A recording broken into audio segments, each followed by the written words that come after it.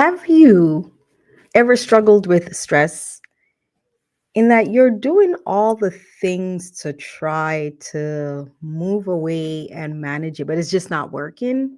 Or even this, how about this? Have you ever, or are you noticing that over the last year, you have put on this excess weight, right? Like you're carrying this weight around on you, and you know that you are in a stressful situation. Like, you know, your job's stressful, you know that your life within itself is stressful, but you're like, I felt like I had it under control, right? I know how that is.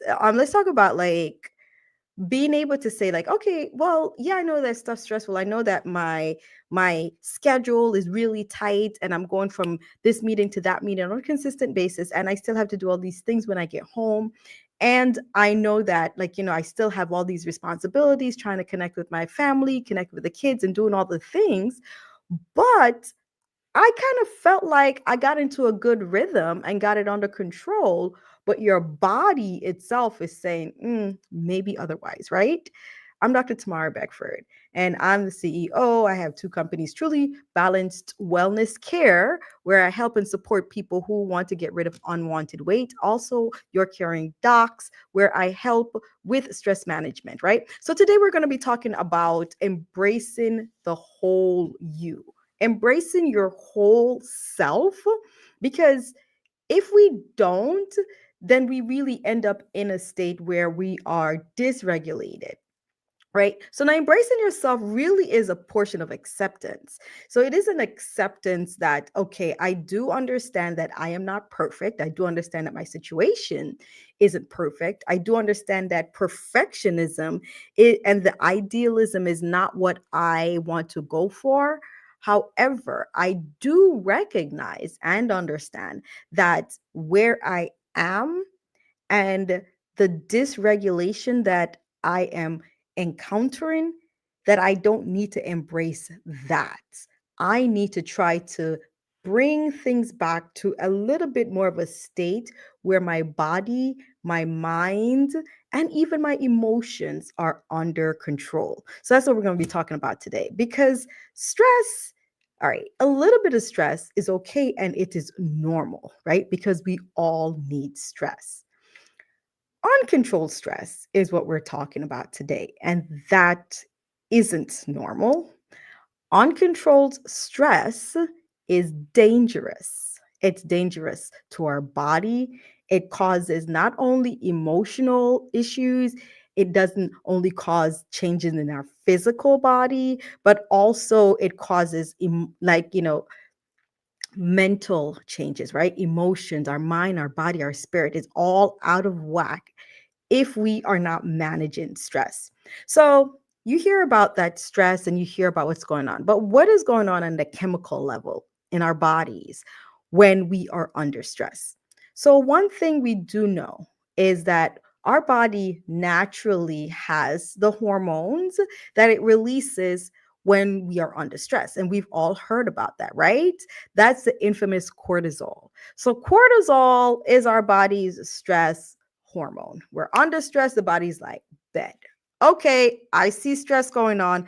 I'm going to release cortisol because this person is going to need all this energy. Because if we think about our bodies physiologically, when stressors really come on, we really were in a state of we needed to move. So we're probably needed to move immediately, physically move, in order to alert, to be away from the danger that was really coming. So when you hear the infamous saber-toothed tiger is coming at you, boom, cortisol release, you get energy, you start to move.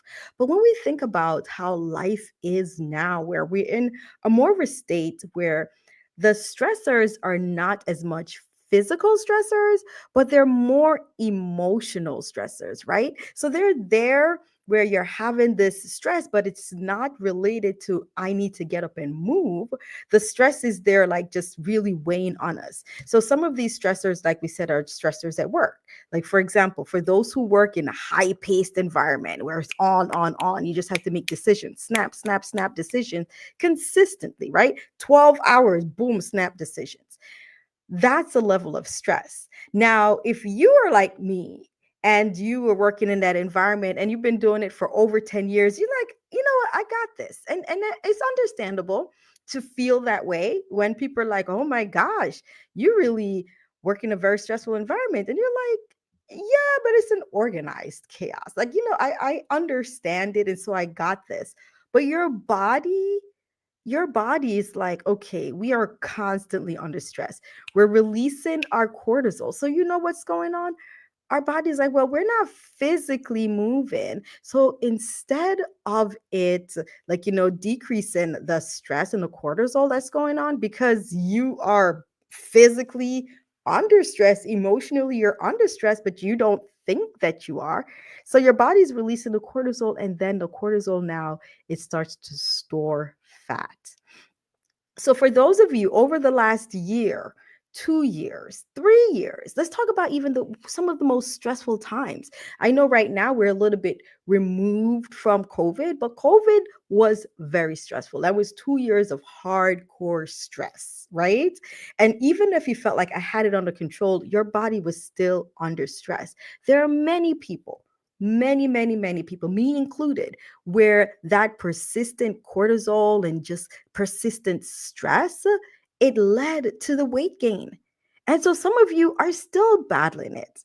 Your body doesn't look the way that you remember it. And you're feeling this shame, but you don't want to feel that way, right?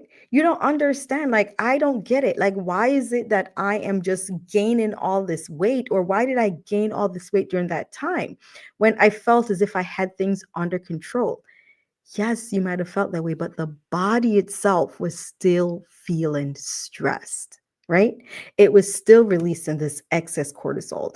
It had nowhere to do, so it just stored all of that as fat. And that's the weight gain that you're noticing. That's the weight gain that some of you might have noticed over the last year, 2 years. And for some, it might have been like, oh, so that what was going on during that time.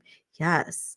Yes. So it's nothing to be ashamed about. It's your body doing what your body does, right? And that's just part of it's just the way that we are made up. Now, when we have stressors that come in our lives, there are a couple different ways that we handle it. Sometimes we might compartmentalize it.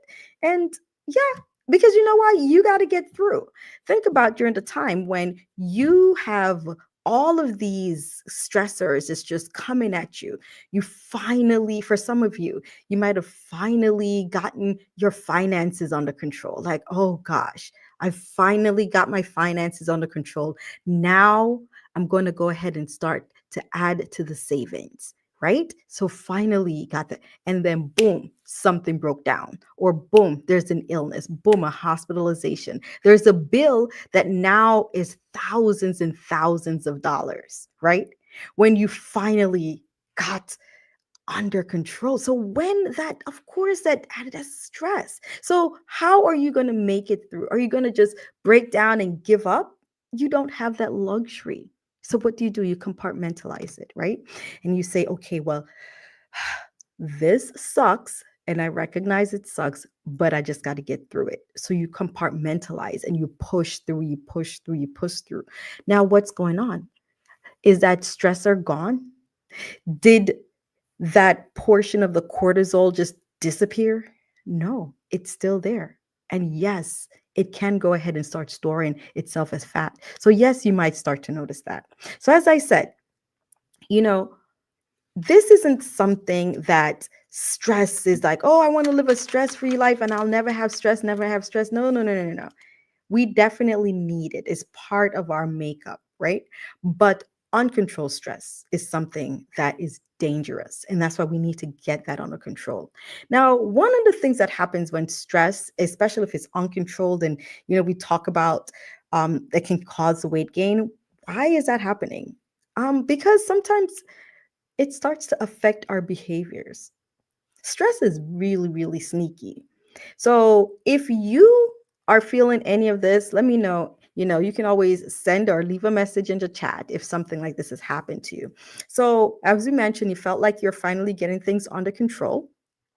But then there's a little bit of stress that starts adding on, right? And then when that stress comes on, it changes your behavior. What are some things that you do? You want some more comfort. Think about it as like a baby who, like, that pacifier is just the jam. Like, whenever they're under stress, they get that pacifier. The soothing nature of the pacifier helps to relax them.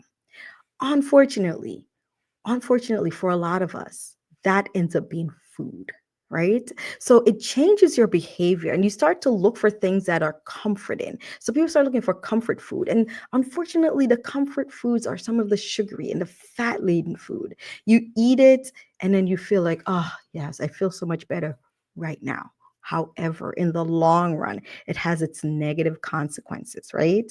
The negative consequences. And then we start to notice some of the other things that starts affecting us overall is our metabolism starts to slow down. So with persistent stress and the cortisol, it's just there, our metabolism starts slowing down. And when your metabolism slows down, what's going on? Whatever energy expenditure is so low that your body is just storing things no matter what. It's storing all of this. And the storage portion, our body is just like, it's a very efficient mode. And so if I'm going to store, I'm storing it for a rainy day, but that rainy day never comes, and that storage ends up being in the source of fat. So that's the fat that's storage around. So your metabolism starts to slow down. And then when that's happening and you're not sleeping well, you can just see that you're getting up and you're craving that midnight snack, that midnight craving. And then you start that cycle over and over again, right? And then talk about like the emotions. Like emotionally, you just get into, I don't know if any of you have had that day where you're just so stressed, so stressed.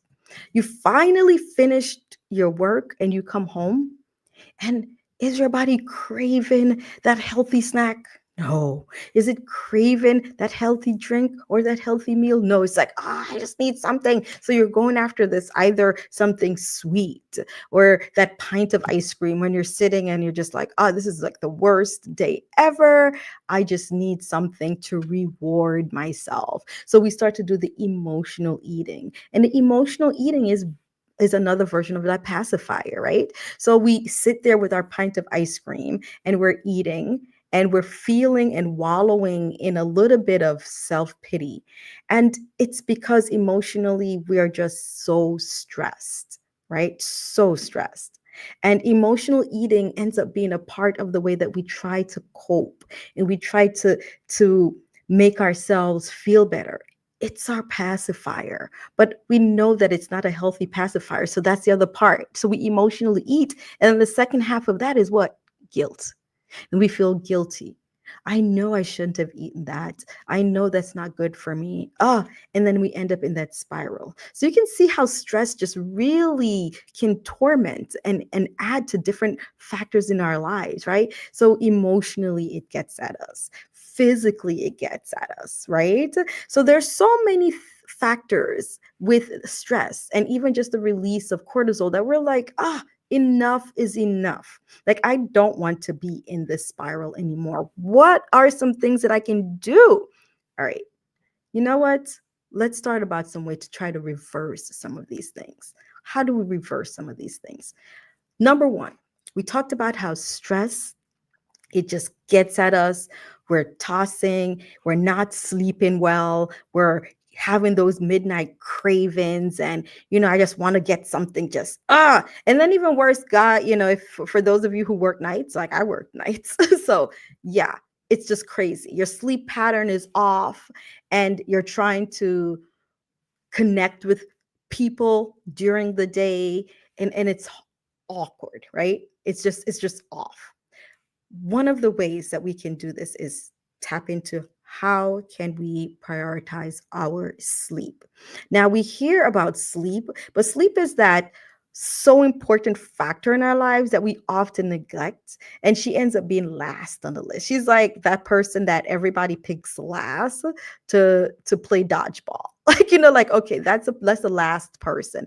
But we need to actually put her in the forefront of our lives because sleep is so important to us. It's so important to our bodies, our minds. It's one of those reset buttons that's just an automatic reset to improve our lives that we just ignore, right? So, on average, as adults, we need around 7 to 9 hours of sleep. But one third of us in the US aren't doing that. We're getting less than 6 hours of sleep. A third of us are getting less than 6 hours of sleep. And we're not even talking about the quality sleep. Because I know some people are like, well, I wear my sleep watch and they told me I got 9 hours of sleep. Okay, well, let's look. Was it 9 consecutive hours of sleep? Or was it fragmented to, like, okay, you got two here, you got, one here, a couple here, there. Accumulatively, it ended up being nine, but you had to get up so many times to go pick up someone, pick up your kids from school, pick up your family member from here, drop this person there. Then you went back and took a little nap. You got an hour here, an hour there. Like, that's not quality sleep. Right. And why is it so important for us to get quality sleep? Because our body repairs itself during sleep. It repairs itself. So when we're stressed out and we're up all night, we're not doing the thing that our body needs in order for us to get rid of that excess cortisol. We're not getting rest. So rest and sleep is so important. So how do you go from I'm all over the place to just getting sleep? A little bit at a time. A little bit at a time.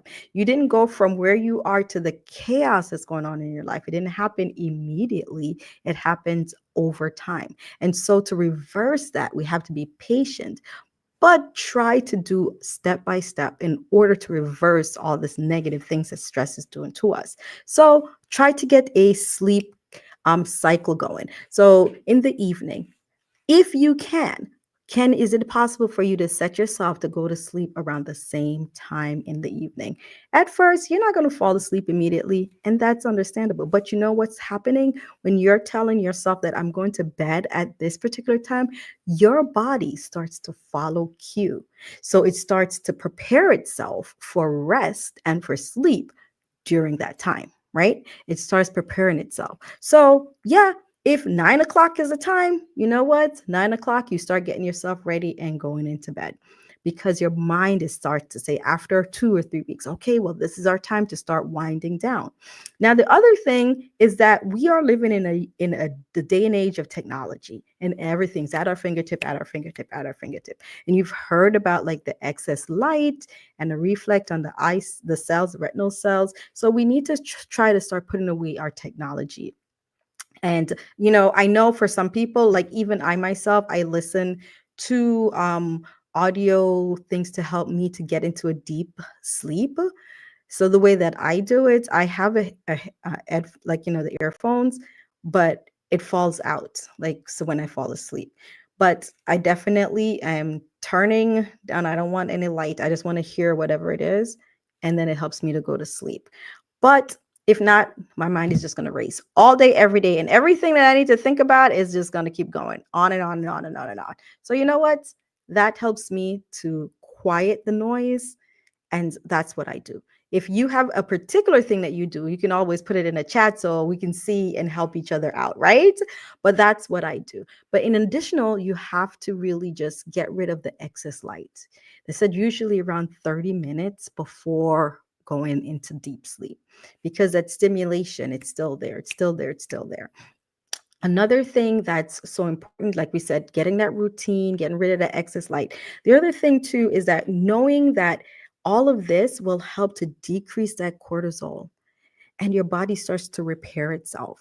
So the repairing that happens when we're asleep, memories formation occurs. So if you or like me going through that perimenopausal, what was going on? Why am I in this room again? That's rest is so important. As a portion of that, to not just for memory, like we said, the repair cells. So our cells get damaged during the day, and the nighttime is when it repairs itself. It's an auto repair. So for those who are doing movement is our second next thing. So movement in form of dancing, exercise, stretching, Pilates, yoga, any form of that. We do that Sleep is so important also because it repairs itself. So the micro tears that happen when we do all our movements, lifting weights and so on, at rest, when you sleep, the body repairs itself, and that's how the muscles gets built. So it's so important. So movement also helps to release some of those good hormones, right? Some of those endorphins, the ones that make you feel great. And it helps, of course, to be careful.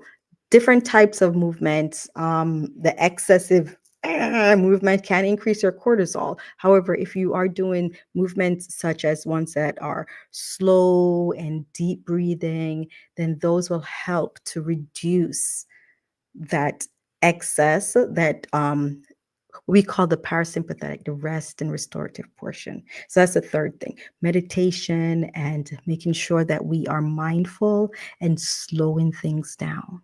Slow things down. When you're in that state that everything is just coming at you, taking that deep breath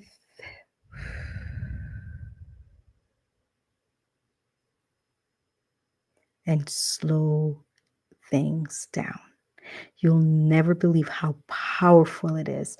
Within our bodies, we have these automatic resets. It's called our vagus nerve. So, with that, we're able to really tap into getting rid of that excess stress. And we can do it by taking deep breaths, by meditating, by visualizing where we want to be, visualizing the things that makes us happy. It's kind of removing yourself from the current state and putting yourself in a state where your body is at its best. So all of these things are things that we have within ourselves. So you can take that 5 minutes to take that deep breath in, just blow it out. So not only is it there, it is vital. It's a vital part of us, right? So we recognize that stress is there. We recognize that stress is a part of our lives. We see, hi, Kendra. Yes, you said that definitely with kiddos and taking those deep breaths definitely helps. There's so many stressors that we have on a day-to-day basis. And these stressors affect our mind, we can get overwhelmed. It affects our body. Our bodies start to change. We have excess weight gain, things that's happening to our bodies that we're like, why? But it's because of this persistent stress, right? Emotionally, it takes over.